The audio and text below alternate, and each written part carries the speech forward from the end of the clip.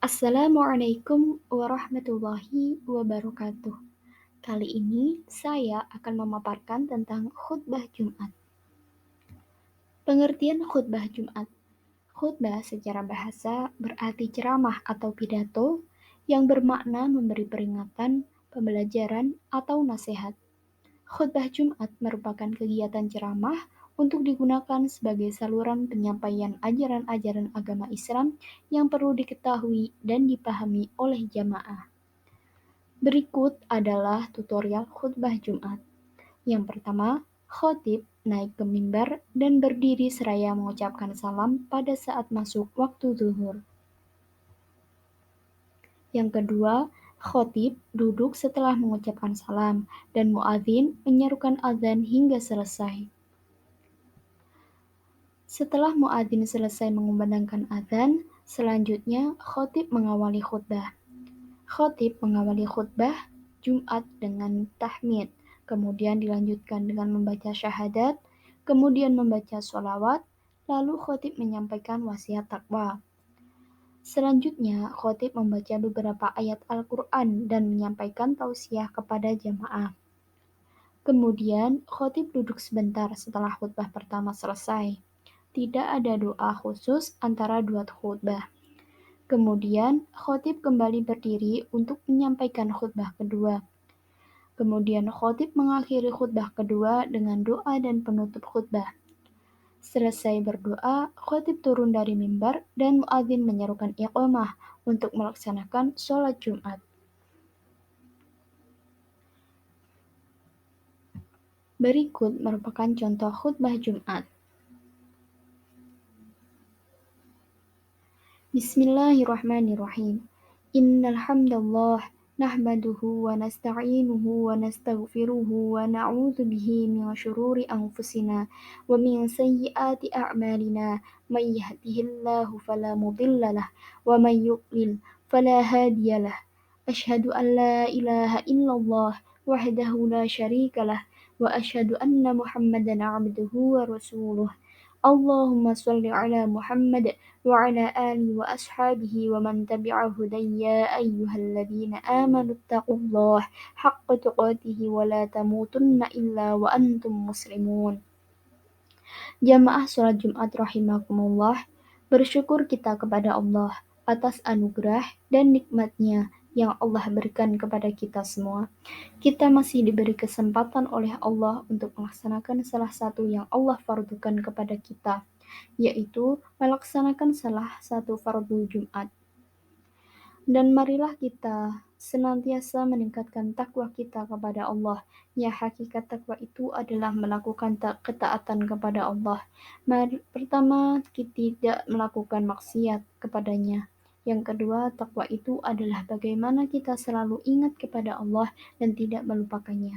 Dan yang ketiga adalah kita senantiasa bersyukur dan tidak menjadi kufur atas nikmat Allah.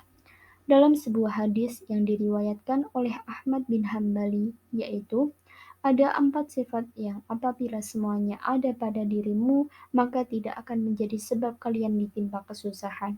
4 sifat tersebut adalah: pertama, menjaga amanah, yang kedua, berbicara jujur, yang ketiga, berakhlak mulia, dan yang keempat, senantiasa menjaga kesucian.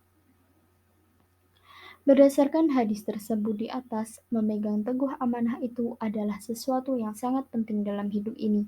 Sekali saja orang tidak amanah, maka orang lain sulit untuk mempercayai kita. Berbuat jujur dan tidak melakukan dusta dalam pergaulan di masyarakat, apapun posisi dan status sosial seseorang, tentu kita harus menjaga diri dari sifat-sifat yang akan mengotori diri kita semua, serta senantiasa menjaga kesucian. Artinya, yang pertama, membersihkan diri kita dari keburukan akhlak, kedua, membersihkan diri dari kotoran penyakit hati, ketiga, membersihkan diri dari perilaku dan perbuatan jahiliyah. Jamaah sholat Jumat rahimakumullah, bagaimana kita untuk membersihkan hati dan mengembalikan kepada fitrah, yaitu 3 hal penting yang harus kita lakukan.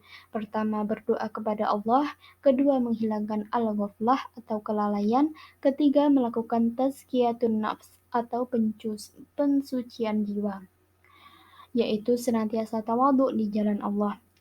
Jemaah rahimakumullah, Syekh Abdurrahman As-Sa'di mengatakan bahwa Allah Subhanahu wa taala menjadikan akal pikiran manusia agar senantiasa cenderung menganggap baik kepada kebenaran, agar manusia cenderung menganggap buruk segala yang batil, dan karena dalam hukum Islam, kata beliau, apa yang ada dalam hukum Islam atau syariat Islam, baik yang lahir maupun yang batin, adalah Allah telah menjadikan pada hati semua makhluknya kecenderungan untuk menerimanya. Maka Allah menjadikan di hati mereka rasa cinta kepada kebenaran dan selalu mengutamakannya. Itulah hakikat fitrah yang disebutkan dalam ayat tersebut.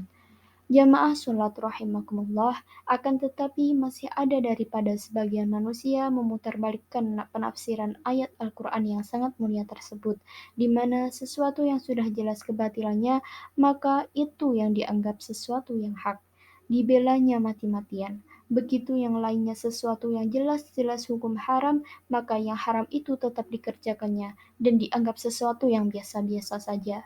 Sehingga ada ungkapan yang menyesatkan. Jangankan yang halal, yang haram saja sulit untuk mencarinya. Kenapa hal tersebut bisa terjadi? Padahal, misalnya pelakunya adalah seorang atau yang tahu agama, seorang pejabat, seorang pemimpin, seorang wakil rakyat, dan atribut sosial lainnya, hal tersebut disebabkan karena mereka tidak menggunakan akal sehatnya. Akan tetapi akal yang Allah berikan kepada manusia, yang mana manusia dengan akal pikirannya sesungguhnya dapat membedakan antara hak dan yang batil, yang halal dan yang haram, yang sunnah dan yang bid'ah, yang tauhid dan yang syirik. Akal pikiran yang sehat ini tidak digunakan sebagaimana mestinya, akan tetapi selalu digunakan untuk mengakal-akali, sehingga yang haram dijadikan yang halal, yang batil dijadikan yang hak, yang bid'ah dikerjakan, yang sunnah malah ditinggalkan. Itulah potret kehidupan manusia. Dari Abu Hurairah bahwa Rasulullah pernah bersabda yang artinya, semua bayi yang baru lahir dilahirkan di atas fitrah atau cenderung kepada Islam. Lalu kedua orang tuanya lah yang menjadikan orang Yahudi, Nasrani, dan Majusi. Dari Yad Himar al-Majusi bahwa Rasulullah bersabda, Allah berfirman, sesungguhnya aku menciptakan para hambaku semua dalam keadaan hanif atau lurus dan cenderung kepada kebenaran. Dan sungguh kemudian syaitan mendatangi mereka lalu memalingkan mereka dari agama mereka.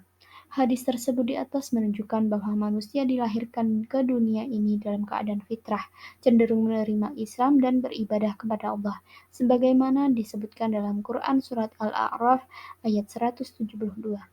Bismillahirrahmanirrahim. Wa idh akhadha rabbuka min bani Adama min zuhurihim dzurriyyatahum wa asyhadahum ala anfusihim alastu bi rabbikum qalu bala syahidna an taqulu yawmal qiyamati inna kunna an hadza ghafilin, yang artinya, dan ingatlah kepada ketika Rabbmu mengeluarkan keturunan anak-anak Adam dari sulbi mereka, dan Allah mengambil kesaksian terhadap dari mereka atau seraya berfirman, bukankah aku ini Rabbmu?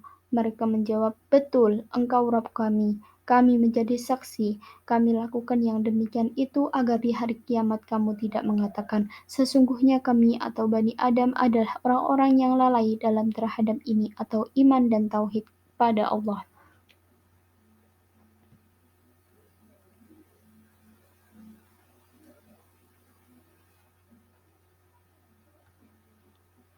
بارك الله لي ولكم في القرآن العظيم ونفعني وإياكم بما فيه من الآيات والذكر الحكيم وتقبل الله مني ومنكم تلاوته إنه هو السميع العليم وأستغفر الله لي ولكم أقول قولي هذا وأستغفر الله العظيم لي ولكم ولسائر المسلمين والمسلمات والمؤمنين والمؤمنات الأحياء منهم والأموات فاستغفروه إنه هو الغفور الرحيم.